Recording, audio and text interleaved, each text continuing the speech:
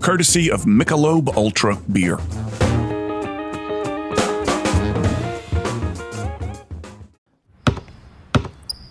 They say consistency is the key to success. They weren't wrong. So how about grabbing a beer that's consistently smooth, consistently refreshing, and consistently light? You might just find that the road to success can be pretty enjoyable.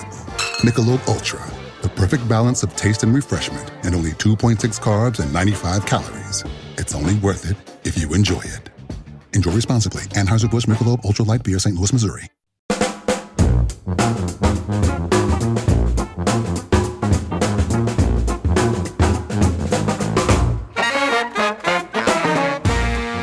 Welcome, everyone. Welcome to What's Working. I'm Cam Marston. Glad you're along to enjoy this show with me. Got another good show planned out for you today.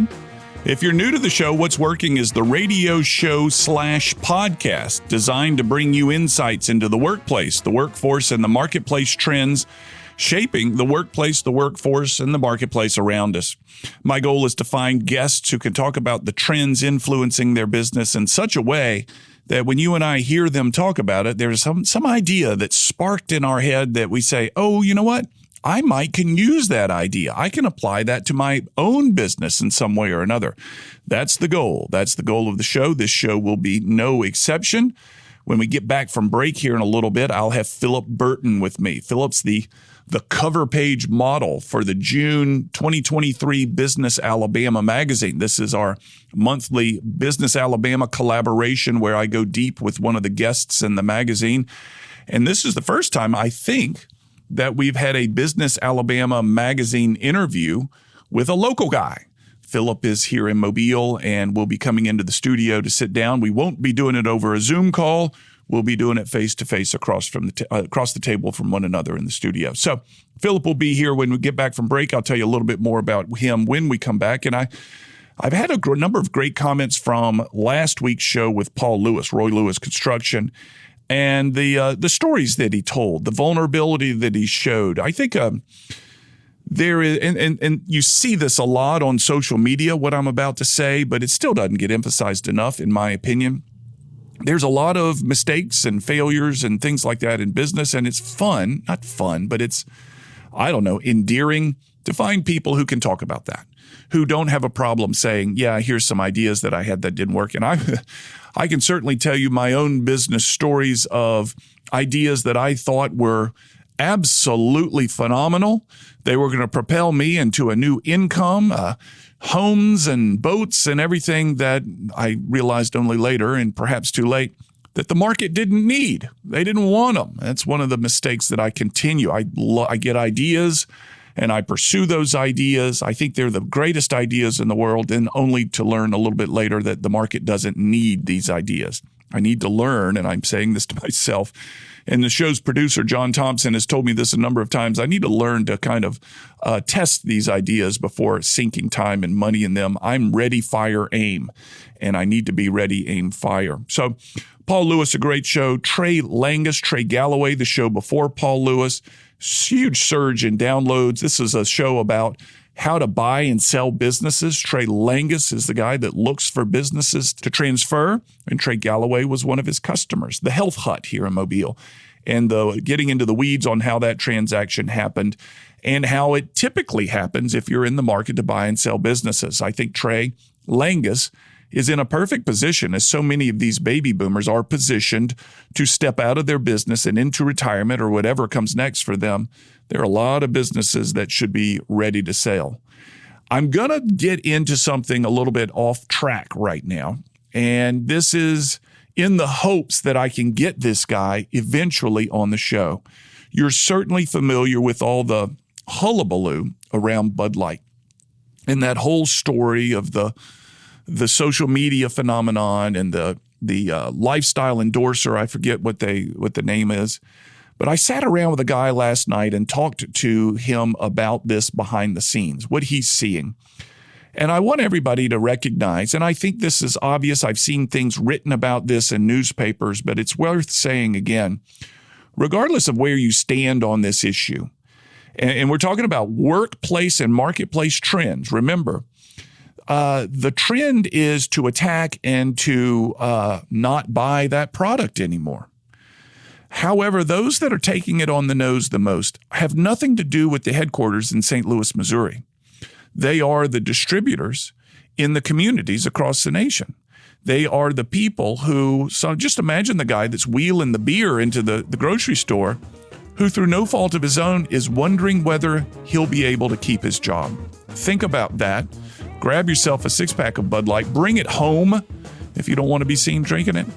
Think about those guys. Anyway, you're listening to What's Working. We'll be back after this break with Philip Burton. Be right back.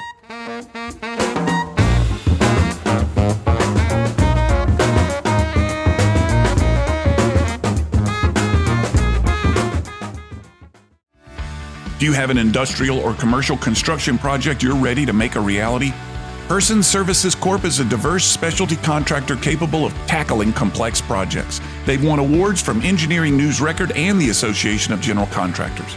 If you're looking for a turnkey project management solution, advanced technologies, and skilled personnel you can trust, look no further than Persons Services Corp.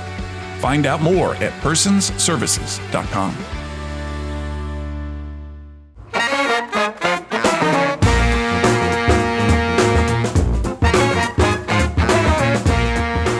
We're back. You're listening to What's Working. I'm Cam Marston. Going to get into a great conversation with Philip Burton. If you don't know him, go find the June 2023 issue of Business Alabama magazine. There you'll see him as the cover page model for this month's issue. And he came into the studio today wearing the same blazer that he has on on the magazine, which perhaps is the only blazer you own. Yeah, maybe. Philip, first and foremost, as I welcome every guest the same way, thank you for your time. Welcome to What's Working. I'm glad you're a part of the show. It's nice to have somebody from Mobile as the Business Alabama featured guest of the month for What's Working. Usually this is done on a Zoom call, which allows you to get into the studio with me. Your families and mine have known each other for years, so it's nice to make the connection again. So Logistics Park is the focus of the article here. I want you to treat me like a 5-year-old and tell me what a logistics park is. Okay. So the South Alabama Logistics Park is the project that we are developing here in Mobile. And the term logistics is very, very broad. And simply put, boxes that come off of boats with pieces, parts, and products have to go somewhere before they're sold or delivered to a customer. Our logistics park is the location where these buildings can get built to hold those boxes, to hold that product, that raw material, that piece before it ultimately goes somewhere. So it's where they take a box, unpack it, repack it, or give it to a delivery person to deliver, something like that. That's right. So when I use the term box, I'm talking about the container boxes that you see at the port. Got it. So those boxes don't just get on the back of a truck and then go to a store or go to a business. They go to logistics parks where they're unpacked and then they're distributed from there. So you're a commercial realtor, correct? Commercial developer. Tell us about Burton Property Groups and then how you got into this logistics park expertise.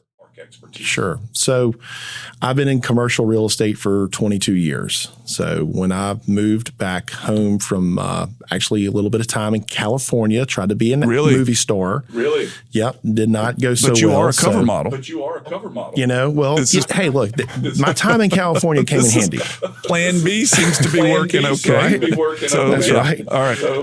So moved back home back in 2001 and just got into real estate and how I got into it. So the family business at the time was really a financial partner, a private equity group that would lend money or be partners in projects from a silent partner, equity partner perspective.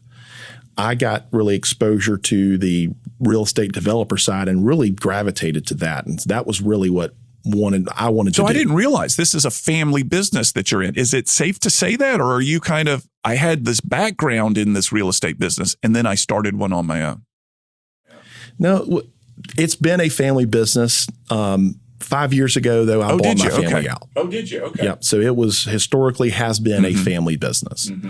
And it's been something that I've just grown up in, being around real estate investments has been something that's, been around my whole life. So where did you identify as a commercial developer a need for a logistics park? Did you just sit up in bed one night and say, you know what? It's going to be logistics parks.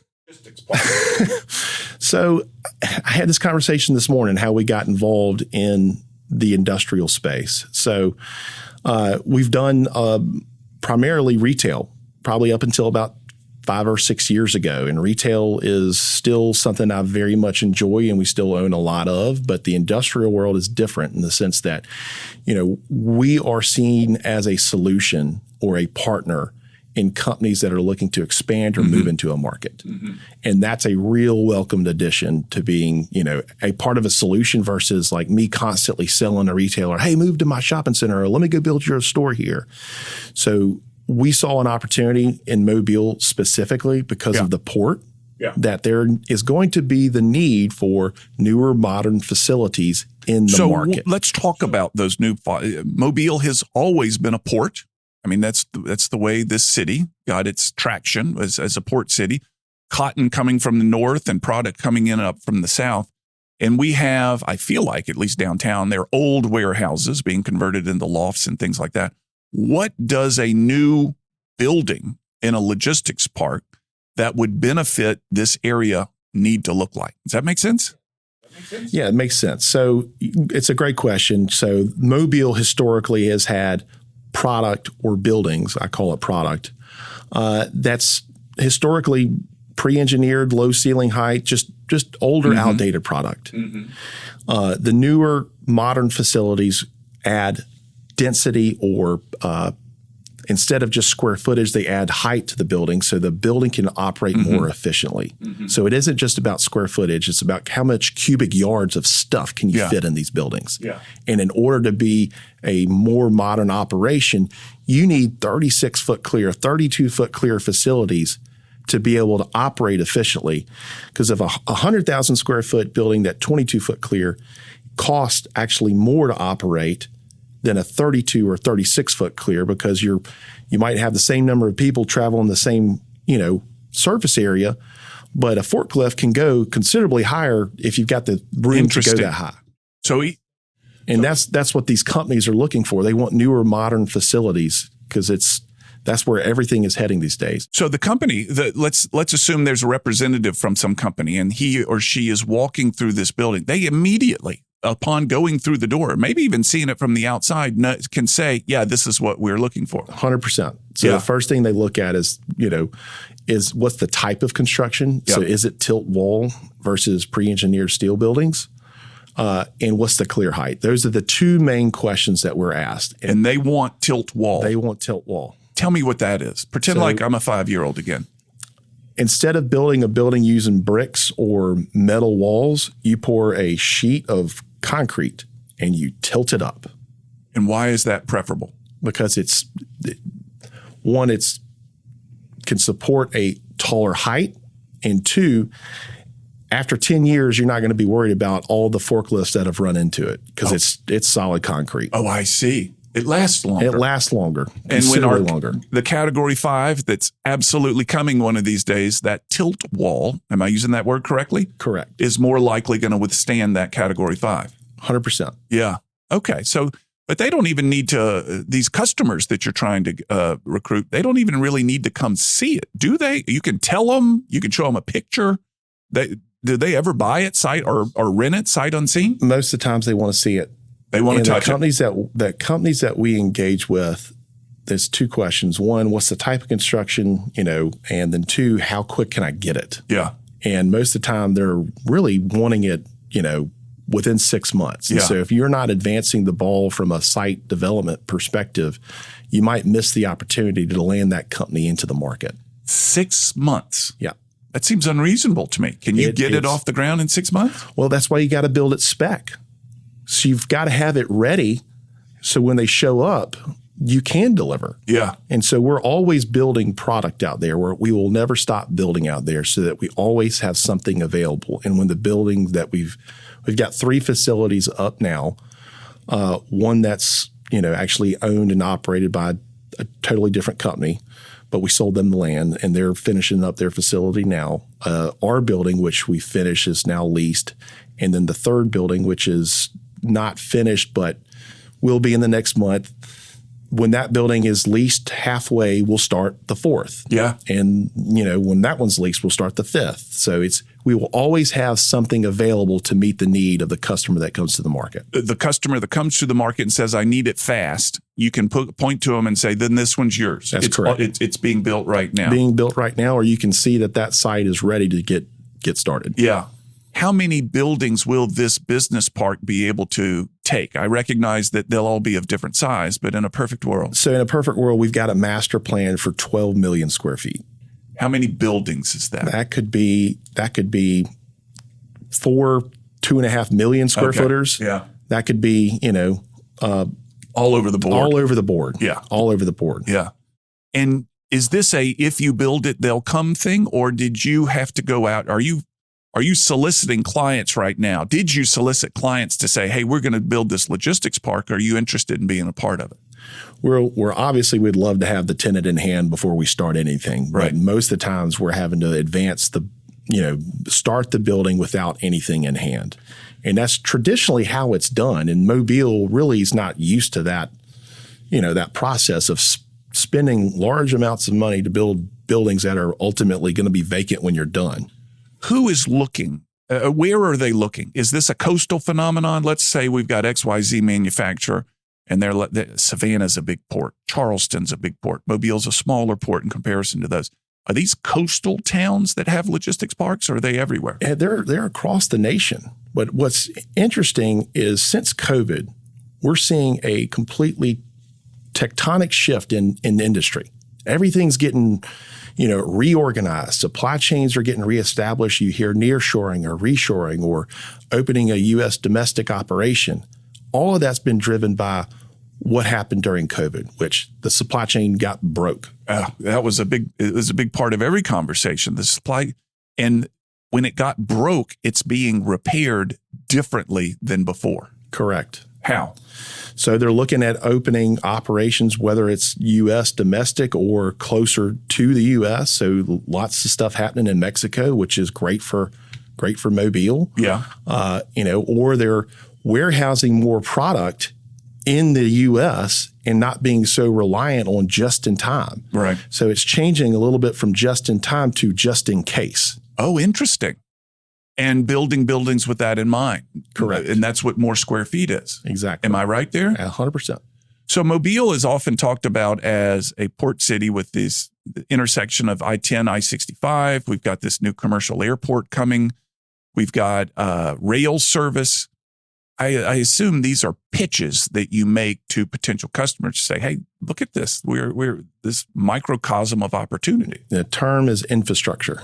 Yeah. When we've got incredible infrastructure that most markets don't have access to. I'm sitting with Philip Burton this morning. You're listening to What's Working. He's across from me. We're talking about logistics parks. We'll come back after this break with a little bit more. You're listening to What's Working. Be right back.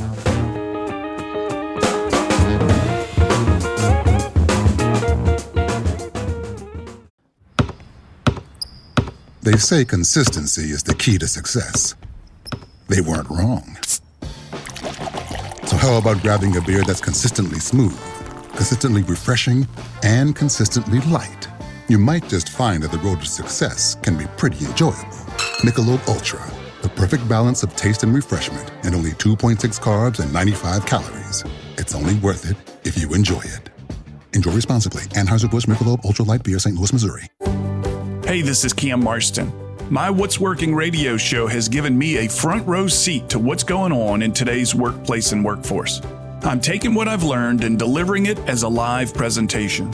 If your company, team, or association is looking for a speaker to kick off or wrap up your event, check out my presentations at my website, cammarston.com, or find me on YouTube to watch some sample videos. You can expect actionable and relevant content delivered with lots of humor. On my site, you can find my client list and testimonials. I welcome your calls and your emails. Reach out. Let's find a way to deliver fresh, thought-provoking, actionable content to your event.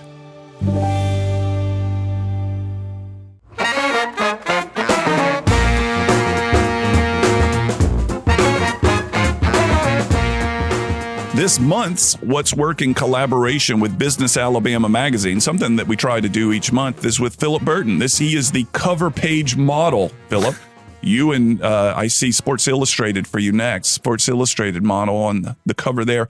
For the June 2023 issue, it features business parks, and we're learning a little bit about these business parks, what they mean, how they work, and what it takes to get somebody to come utilize them, to become a renter, a client of the business park. We call them a client or a company. A company that uses the business park. So let me ask you this. You're building this park here in Mobile. And is it then your job to go recruit companies to come utilize the park, or is that turned over to someone else? It's really a collaborative effort. We work very closely with our economic development team here at the Chamber of Commerce. And we work closely with the state. So if you have heard in the news of these big projects being announced in Georgia or North Carolina, or up north in Alabama, that we as a community, as Mobile, are competing for those same projects. Yeah. And so how it works is these RFPs come across, and they're actually responses that we respond to on behalf of not on behalf of the chamber, but with the chamber. They give us like, hey, can you fit XYZ on this site? And can you answer these questions? And they're usually utility related. Can you meet the power demands? Can you meet the water demands? Can you park the building? If it's a new building that we haven't built yet, how long will it take for it to be ready? Yeah. And most of the times these companies have a pretty aggressive timeline where they want the response within a week, and they want to know when they can have product in that building or begin operations in that building. No kidding. Yeah. That would be, some of the recent advertisers we've picked up for this radio show are people trying to find employees. Mm-hmm. So when you are on such a hard timeline as that, are you able to honestly say, we can have this building ready for you in 18 months? Whereas, do you have everything you need to be able to respond to those requests with a tight timeline? As it relates to the building, we absolutely can. Okay, so you've got the labor to do that. We have the ability to deliver the product, deliver to the facility. The workforce, that is a bigger issue, but we're not alone. We as a market are not alone in that issue. Yeah. Fortunately, we share a broad geographic range from a labor perspective. So it's not just Mobile County, it's Mobile, Baldwin, it's Mississippi Coast and Pensacola. So we pull from a fairly large area, right, which helps our case. Yeah. And Baldwin County being the fastest growing county in the state of Alabama really bodes well. And so companies that are looking to expand their operation, they're looking at where are the people going.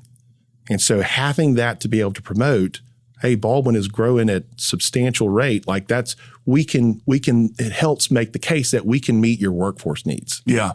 So when you're in competition, so this article in Business Alabama Magazine features, like I said, East Alabama, it features South Alabama, it features Huntsville. When you're in competition with these places, is it all a numbers game? Is there any whining and dining? Is there any relationship? Now, everybody's going to say, oh, yeah, relationships are key. How much is it your proposal, the dollars and cents, are better than the Huntsville proposal? We don't really see the company or meet with the company until they're farther into the process. And so by the time that we're actually interfacing with the company, they've made a pretty good selection. So we might be competing with one or two communities at that point. Yeah. At that point, maybe some schmoozing helps, but really it boils down to what's it going to cost for that person, for that company to operate there? Yeah. And what we have hugely advantageous over other markets is our, connectivity. So again, going back to the quote unquote infrastructure word, right? I-10, I-65, the 5 Class 1 railroads, the port. Being able to get a box off the boat to our park, unpack it, do what they need to do with it, and then send it back out, whether it's by air, by rail, or by truck. That is a huge, huge, huge cost advantage. Yeah. So so you're able to say that, whereas these other locations don't have that port option, obviously. They're not building any more ports these days. They're not building any more ports. So do you think this logistics park that you've got scheduled for here in South Alabama, by the way, what's the timeline on that thing? Ooh, it could be 15, it could be 30 years. Really? So let me make sure I asked the question correctly. Is it going to be ready in 15 years? It's not going to be ready in 15 years. It's going to be ready much sooner. The park is open now. Oh, it's open now. The park is open now. We've got 3 facilities up. Yeah. So, and we're working on 2 more. I mean, so if 18 months ago there was nothing but land, now there's 2 miles of road, there's water, sewer, stormwater pipe, fiber, power, gas. Yeah. All the infrastructure in the ground, back of curb.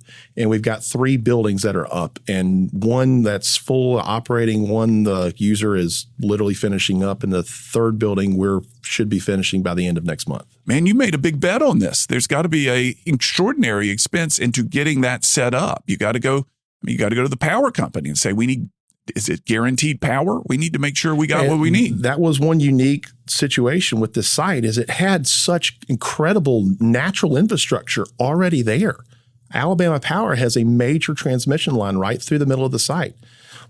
Mobile County Water, Sewer, and Moss, we partnered with them for the water and the sewer, all right there. Now, we had to bring it into the site, but everything was already there. Yeah. And then gas. So Mobile Gas or Spire was, not on the site, but they were around the corner. And we got all of the needed infrastructure for the maximum possibility of in terms of users.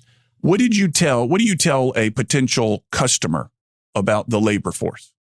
They need to know where we're going to get employees. What's your answer to that? So really, I would defer to our chamber to be the better person to answer that question. But it's a difficult question. It is a very difficult question. But you can point to, the broader region and just the general population growth as a testament. Like, this is the workforce. We've got, 19 more people a day moving into Baldwin County. Yeah. We've got 3,000 students out of Mobile County public school system that you can recruit from. All incredible things that you can point to that we've got within our community to answer that question. Yeah. Yeah.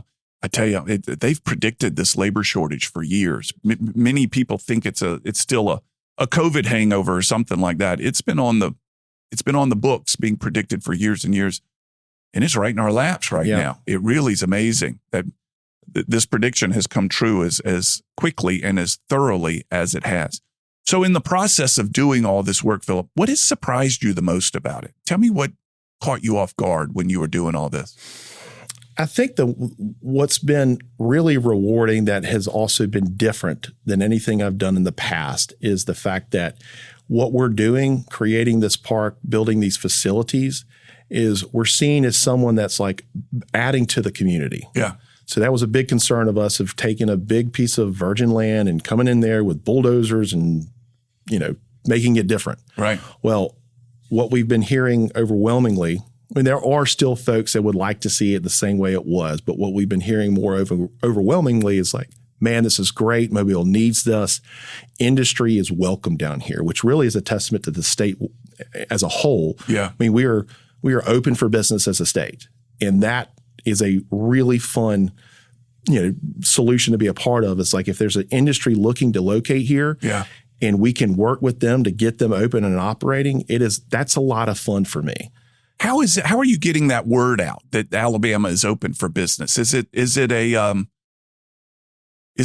just simply a networking game? Because I've heard this from other guests on the show. The guy named Fitzgerald Washington, Department of Labor, Alabama State Department of Labor. It's open, and he's on the warpath, if you will, spreading the word.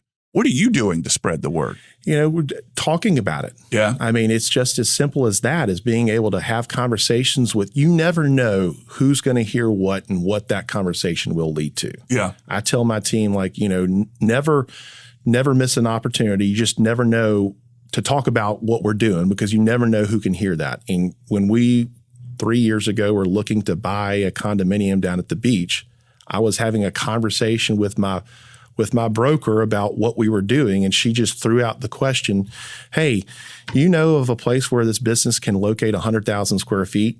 Now, this is a person selling me a condo. Right. Not. I didn't really think anything of it, but I didn't dismiss it either. Well, sure enough, that conversation led to us recruiting DC Safety out of New York to Mobile. No kidding. Honest truth. Yeah. It was a crazy set of circumstances. It just literally, she was showing me a condo, and it turned into a conversation with the with the owner's wife. And then I had a conversation with the owner, and then we meet with the chamber. And then it took a year and a half, but we moved that whole operation out of New York to Mobile. I tell you, the small world connections that can be picked up. And I've had so many of them, just like you have. They never cease to amaze me about how these one-off comments can lead to 100,000 square feet coming to Mobile. You just have to talk about it. Yeah. You promote yourself, promote your city, promote your state. Yeah. And the more you talk about it, that message, it bounces around. You never know where it's going to land. So tell me about this. Let's take this New York client as an example. What did they see when they came to Alabama? Pro-business versus their environment. New York City, regulation, unions, et cetera, et cetera. COVID shut them down, and they were just sick and tired of it. Yeah. And Mobile, the Southeast, is a huge benefactor of that. Overregulation, shut everything down. Our port is a huge benefactor of that. Yeah. If you look at what the cargo shipments are looking like pre-COVID versus post-COVID, the whole Gulf of Mexico is seeing a tremendous increase from volume from cargo bypassing the West Coast, coming through the Panama Canal and coming into the Gulf of Mexico. It just seems amazing to me that they would travel that additional distance in order to come to the Port of Mobile. It may cost a little bit more per box, but really the landed cost is actually substantially less.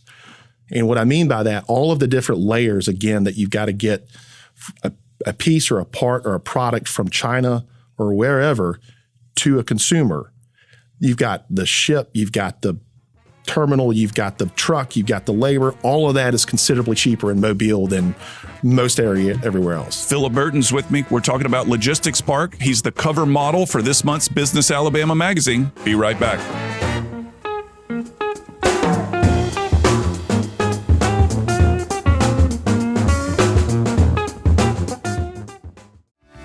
Burton Services Corp is a diverse specialty contractor that's changing how people think about general contractors. Burton Services Corp has experts in industrial and general construction, disaster recovery, infrastructure, and mechanical. They offer the latest in industry technology, turnkey project management services, and custom project solutions. Burton Services Corp has 5 offices across the Southeast to meet you anywhere your project demands. Find them at personsservices.com.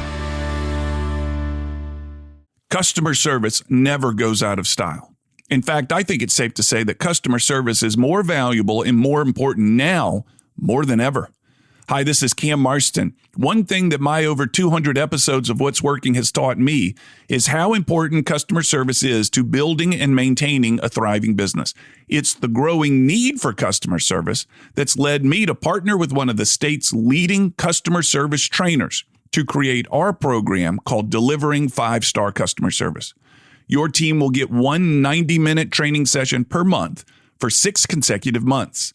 Each session builds on the skills learned the previous month, allowing your customer-facing teams to practice before moving on to the next lesson. And the 6 lessons address everything from appearance to electronic communications to conflict resolution to maintaining a service mindset. Our program travels and is delivered in person at your workplace, nothing virtual. You simply can't practice the level of the skills this course teaches virtually. For more information, email me, cam@cammarston.com, and let's schedule a time to talk.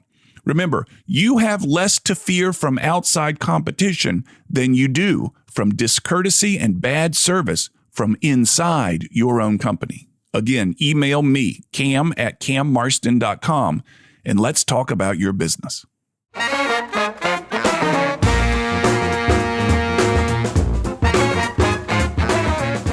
I'm Cam Marston. You're listening to What's Working in the studio today with Philip Burton. We're going to get into the 10 questions, which have become a part of this show as we get to know the guests a little bit more. Philip, do you remember Inside the Actors Studio? Did you ever watch that television show where they finished interviewing these actors with these 15 questions about what's your favorite sound and stuff like that? I picked that idea up and utilized it in these 10 questions. So for your information, I sent Philip these questions in advance. It'd be wrong to blindside him with these types of things. And we get to know the person a little bit more so than what they do through these questions. So Philip, question number 1. What is your favorite business book? Good to Great. Good to Great, man. That's been a favorite for many people for a long time. And I when I read this question, I still have the book. I went and got it. Like, I need to reread this. Yeah. Because I know it's a great book. I just don't remember why. Right. But I mean, it's that question. That was the first book I thought of. So how much time do you spend reading and working on your craft versus out there selling, designing, et cetera? I would like to say I spend a lot of time reading. I'd like to spend a lot of time reading. Yeah. I don't have a lot of time to read. Right. But I do try to make an effort. I mean, I'm reading the book right now, Author to Editor, which is a leadership book trying to teach me to not have to be as hands-on as I am and try to be more of an editor versus an author. Right. Interesting. So that's my new book that I'm reading right now. Right. Do you spend a lot of time in the car? Are you driving place to A ton place? of time in the car. Do you listen to books on tape? Books on tape or, just podcasts or music and just try to tune out. Yeah. Yeah. One of the guests, and I've said this on the show a number of times, one of the guests on the show is a guy named Marty Strong, and he's a business consultant. And one of the things he says that's lacking in the business world today is time to vision. That was his term. And that is to be quiet, be alone, whether it's in the car or something, and just think versus doing, because it's that visionary process that helps you grow, plan. It sounds like you have adopted that in your drive time. 100%. And I will make it a practice to get in the car and, put on some, whether it's a podcast or music, and literally just, I use the term tune out and just declutter my mind. But then the creative process starts, and it really is amazing. Like what I can just all of a sudden, okay, this is what I need to do for this challenge. I'm somewhat that way too. If I can stop being busy and allow myself to think, I can come up with some pretty good ideas, some of which work and some of which don't. All right. Number 2, what one trend in the marketplace excites you about your business? I would say the structural changes that we are seeing in our economy right now is incredibly exciting. And that's a term that I've just recently learned from a consultant that actually came down from Savannah to look at Mobile. Yeah. And he wasn't just talking about Mobile, he was talking about statewide. Historically, Mobile or the state as a whole has been considered a tertiary market. Well, that's starting to change with industry moving into the state, the port doing what it's doing with its expansion, all of this infrastructure that we have in the state. I mean, it is really, really exciting. You can look statewide at what's going on. I mean, Tuscaloosa, Birmingham, Huntsville, Mobile, Baldwin County. I mean, there is a lot to be proud of from a state perspective. And what was that term again? Structural changes in our economy. Changes. Interesting. All right. That excites you. Number 3, what one trend in the marketplace worries you? Inflation and interest rates. Oh, interesting. Yeah.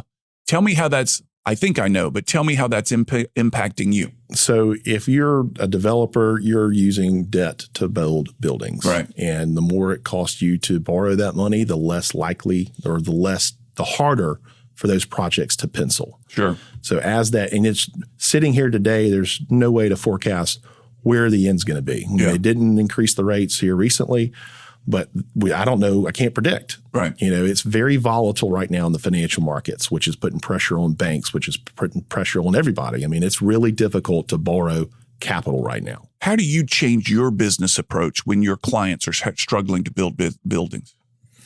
We're fortunate in that we have an institutional partner.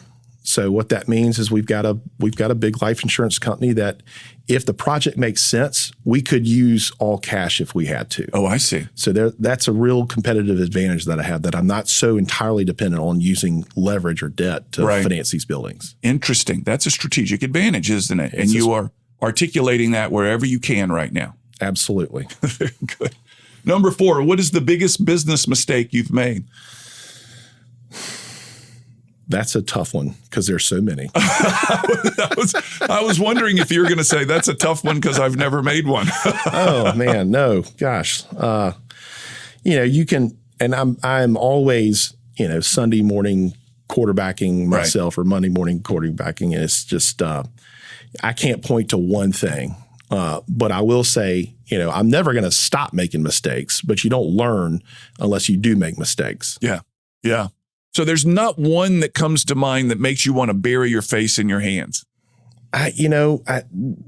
Probably the most challenging time in my career as a real estate developer was the, financial collapse, or really the single family market collapse. And I was big into condominium development back then. Yeah.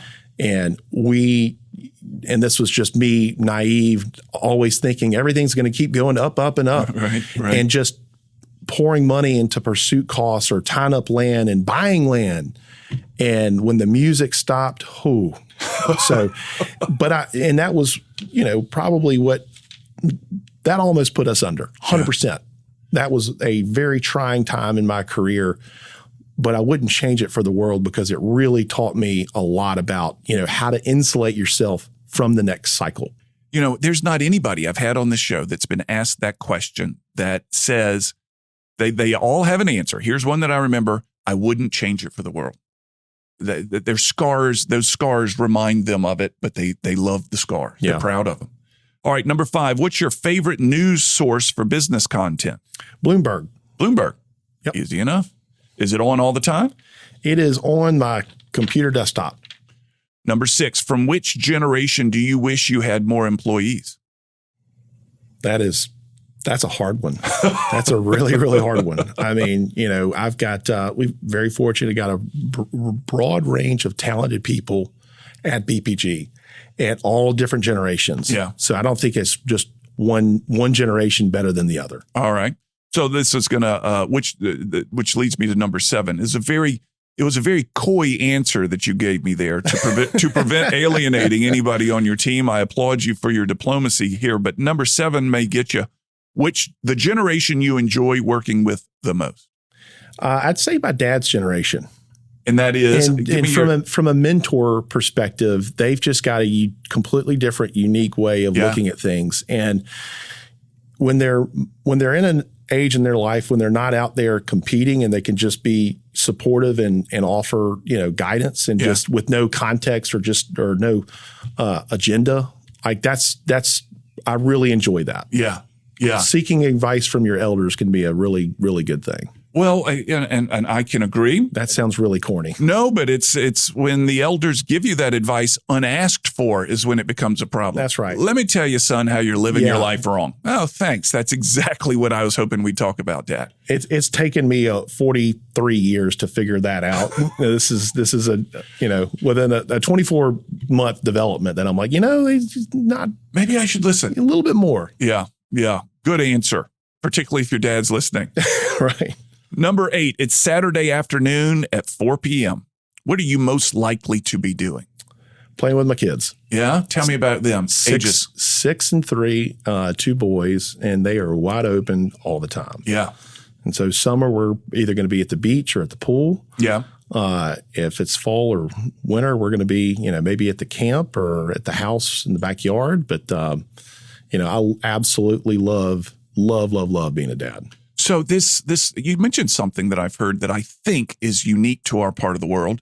I don't know. You maybe know this, and that is this extraordinary migration that goes on around here from the summertime as everybody heads south to the beach. Not everybody, but a lot of people head south to the beach.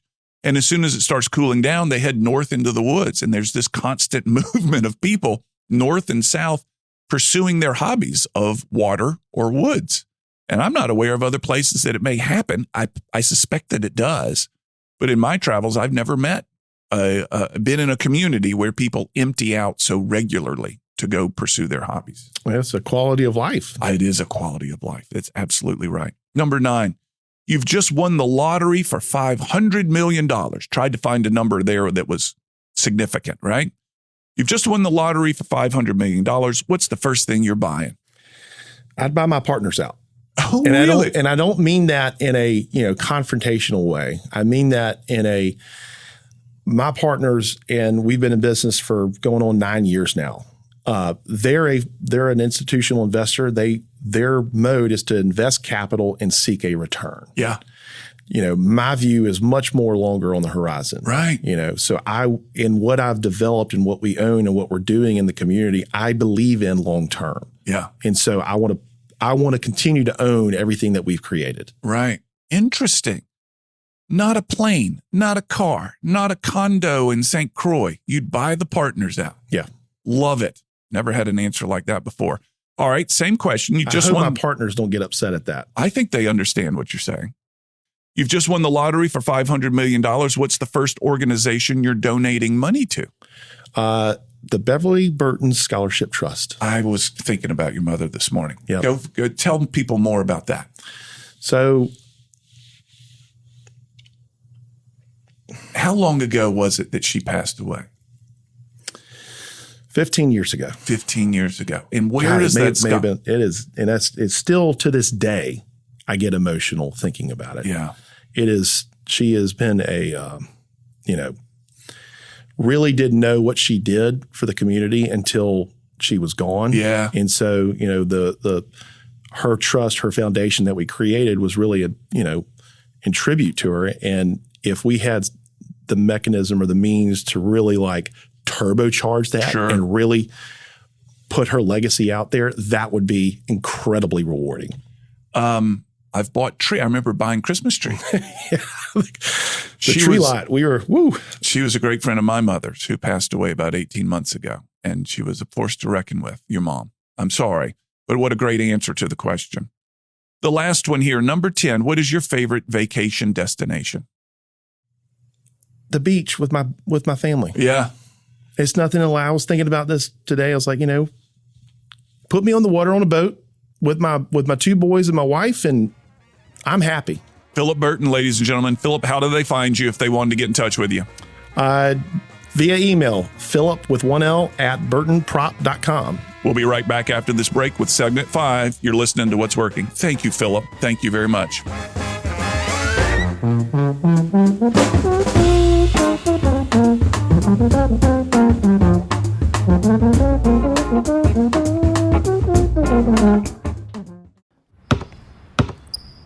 They say consistency is the key to success. They weren't wrong.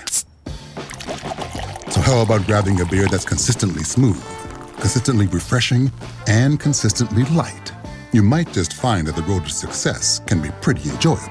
Michelob Ultra, the perfect balance of taste and refreshment, and only 2.6 carbs and 95 calories. It's only worth it if you enjoy it. Enjoy responsibly. Anheuser-Busch Michelob Ultra Light Beer, St. Louis, Missouri.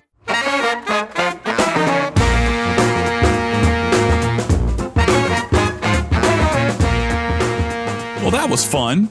I'm grateful to Philip Burton for coming by, letting me spend some time with him on the air, interviewing for this show. I thought his answer, by the way, of what would you do with $500 million of I would pay off my partners. Because essentially what he said, you'll recall, is I'm in this for the long haul. And the nature of the partnerships that I have is that they're looking for more of a short turnaround in their investment. I'm in this for the long haul, he said, and in for the building of this community. And it made me, I thought it was just a great answer. It's a great answer. And goodness knows that there are other people like Philip in the different communities across the state of Alabama that have a soft spot for their community and want to help it build and are in it for the long haul. Philip, thank you so much for your time, my friend. I look forward to seeing you out and about again and again.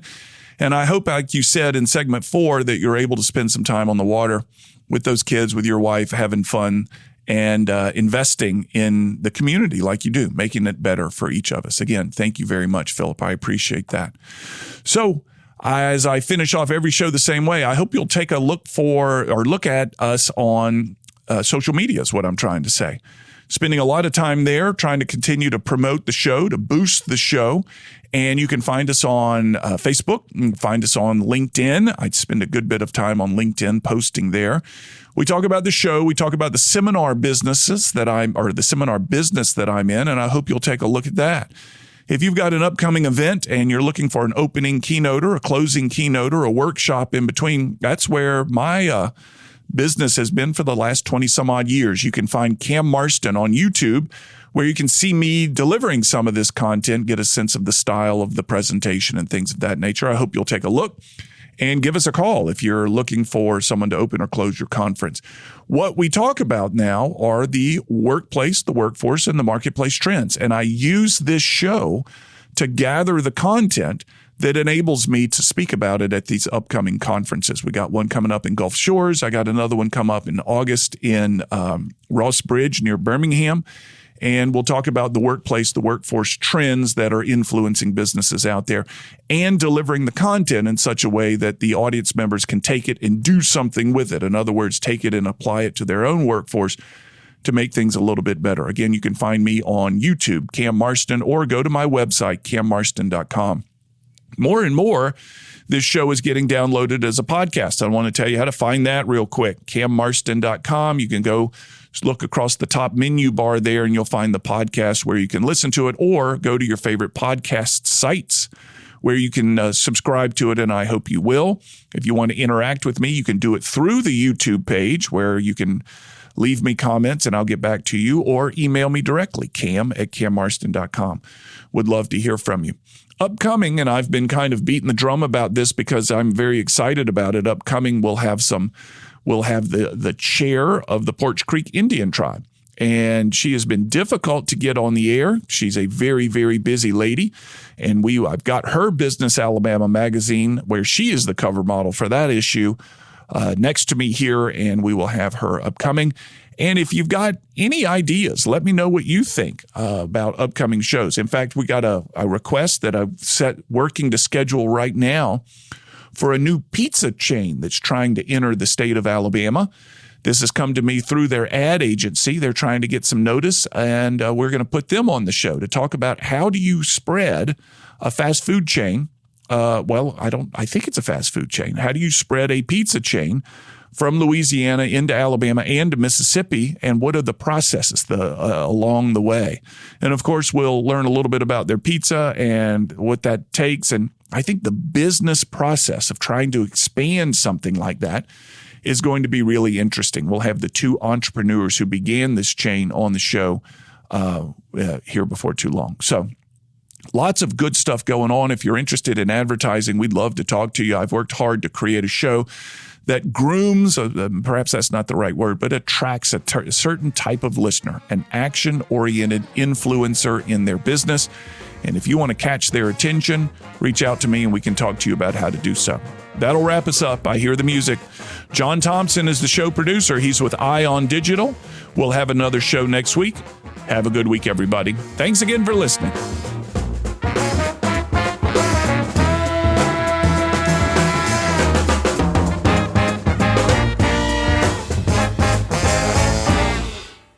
Thanks for listening. As you likely know, this show originates as a radio show broadcast across the state of Alabama, and it continues to grow in both radio listeners and market. After it's formatted for radio, we then turn it into this podcast. Please share it with those you think would find it interesting, and subscribe to the podcast on my YouTube page, where you can leave messages and your thoughts and your comments, and I'll certainly get back in touch. Finally, if you're a fan of the show, please offer a review on Apple Podcasts or Spotify. You can find my book called What Works on Amazon.com. In it, I highlight the top 10 ideas from the first 200 episodes of the show. Mind you, they're not the top 10 best episodes, they're the top 10 best ideas. Many times the same ideas are brought up again and again by different guests, and we dig into those ideas in such a way that they'll be easily applicable for your business. Simply go to Amazon and enter my name, and you'll find What Works as well as my other books. Chapter titles include How to Find a Niche, Innovation, Building Teams, and so forth. To learn more about the workshops and seminars I offer, go to cammarston.com. There you can view clips of my work, view workshop titles, view my reviews, case studies, customer lists. It's all there. If you'd like a free copy of one of the chapters of my book, enter your email address at the bottom of the homepage at cammarston.com. And from that site, you can email me directly. I always love to hear from you. You'll also find me on social media. Find Cam Marston on all the social media platforms, and you may need to enter the numeral 1. There's one other Cam Marston out there, and that numeral 1 distinguishes me from him from time to time. So if you're unsure if it's me or not, enter that numeral 1 after my name, and it should do the trick. On a more personal and less professional side, I record weekly commentaries that air across Alabama on Alabama Public Radio twice each day on Fridays, called Keeping It Real. They've won statewide and national awards. They're simple observations on the world as it goes on around me, and they're only a few minutes long. They're a passion. You can find them on the same podcast app you're using to listen to this. Finally, if you're interested in advertising on this podcast or the radio show, reach out. I've worked hard to cultivate a specific listener, and I can tell you all about them, and I have many different options for helping you reach them. Thanks again for listening. We'll have another episode available soon.